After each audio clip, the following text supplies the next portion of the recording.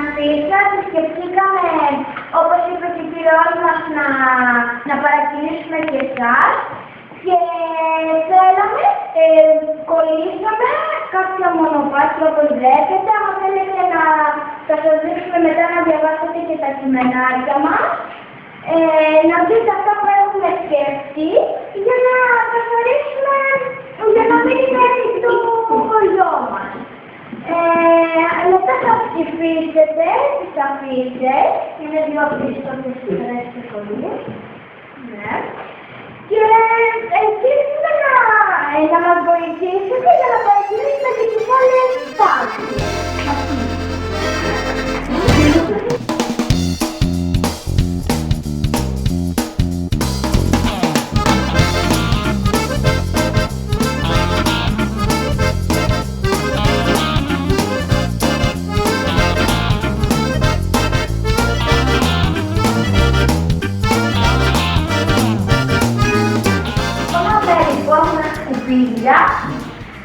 Και θα θέλουμε να σας κάνουμε κάποιες ερωτήσεις. Στο σωστάρι, ας πούμε, απαιτείται για σκουπίδια. Και μετά μαζεύονται πάρα πολλά μεταξύ. Στο σωστάρι, στο σωστάρι, να τα πείτε να τα καταμένα.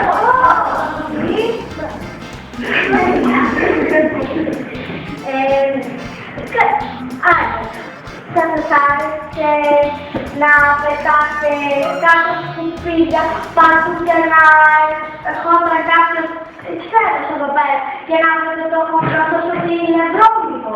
Όχι!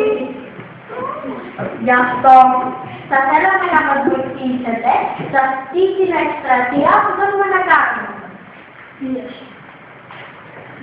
Μας βάλετε μια πίστα και θέλουμε να σας δείξουμε κάποια πράγματα που έχει. Είναι καλό πολύ. Εδώ πέρα έχει ένα κείμενο που μιλάει για το περιβάλλον και μετά θα σας το δείξουμε. Εδώ πέρα είναι κάποιες εικόνες, κάποιες φωτογραφίες που είναι, εδώ πέρα είναι δύο κάρτες που έχουν πάρει μέσα σκουπίδια. Που έχουν διαλέξει. Αυτό δεν είναι ωραία να το βλέπουμε. Και εδώ πέρα είναι ένα παιδάκι που υπάρχει για τα σκουπίδια που πετάμε έξω. Εδώ πέρα είναι κάποια δέντρα που όταν εμείς είμαστε απρόσωποι και πετάμε κάτι στο τσιγάρο, φέρνει φωτιά. Εδώ έχουμε κάνει ένα λόγο για βάζω σκουπίδια και είναι πετάει από πάνω εδώ πέρα. Και το ποτάμι όπως βλέπετε είναι απολυμμένο και στεναχωρημένο. Και έχει ένα κάτι που τα σκουπίδια τα πετάμε απ' έξω, δεν είναι τι να τα πετάξουμε. Μέσα και απ' έξω χώρας είναι να τα πετάμε. Να έχουμε κάνει μέσα και ένα σκουπιδάκι που μιλάει σαν γονάκι. Και έχουμε κάνει και άλλες δύο φωτογραφίες που είναι τα νομίζω ξεραίνονται επειδή είναι κουμπίκια που γίνουν δίπλα τους. Μέσα στα νεκρά και πρέπει να φτάνουν συγκεκριμένους που βλέπει έξω τα σκουπίδια και λέει και γιατί να είναι έξω τα σκουπίδια και να μην φέρνουν μέσα σε εμένα. Και για μένα ένα κειμενάκι.